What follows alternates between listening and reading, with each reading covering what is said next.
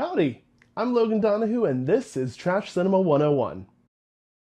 Trash Cinema 101. Let me introduce you to how I became a cult movie host and what cult movies mean to me. I should be in my movie host gear, shouldn't I?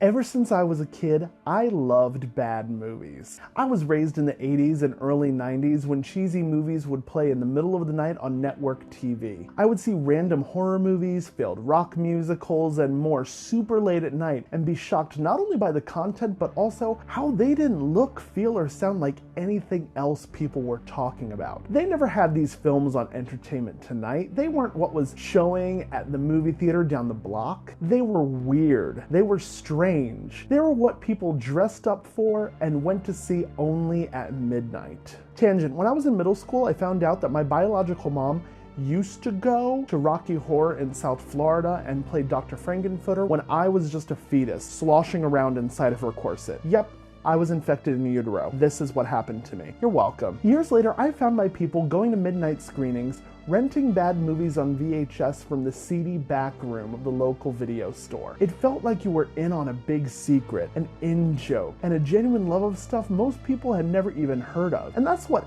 any nerddom is all about. However, the most joy I got out of loving bad movies wasn't being a gatekeeper. I loved being the welcome wagon. I hosted the local production of Rocky Horror here in Orlando for almost a decade, and then into my own movie hosting at local burlesque theaters, and that's where I found my current joy. I love giving people guided tours through things that I love or know a lot about. I love sharing it, and if they want to, welcoming them into the fandom too. So here we are. In this series, I want to give you the insider scoop on trash films that I love, what they're all about, why I love them, and the things you should know before watching it yourself. I want to make these as standalone pre-show videos that you can show friends before you hit play. So before I get to any of those, let me give you a definition. To me, a film is trash cinema if that film never found a mainstream audience and hence got thrown in the proverbial trash. I don't necessarily think that these films are trash, but mainstream audiences sure did. People usually dismiss these films due to some sort of lack or excess, and so it was thought of as ephemera, disposable, trash.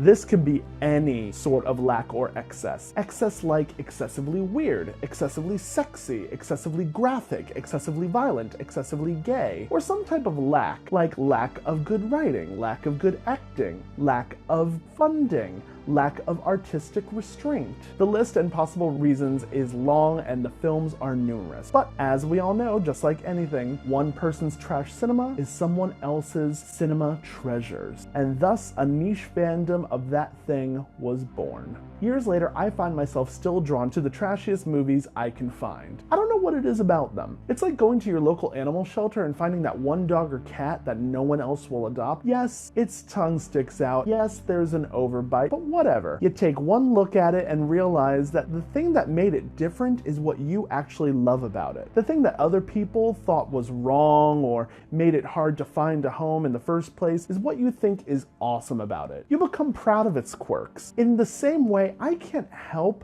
how much I love trash cinema. I love trash cinema because they're so strange and quirky that a party always springs up around their screenings. I love trash cinema because it brings people together that have a weird sense of humor. I love trash cinema because it's fun to laugh at someone else's pretentious mistakes. You are tearing me apart, Lisa! I love trash cinema because my Netflix queue suggestions know me better than half the guys I've dated.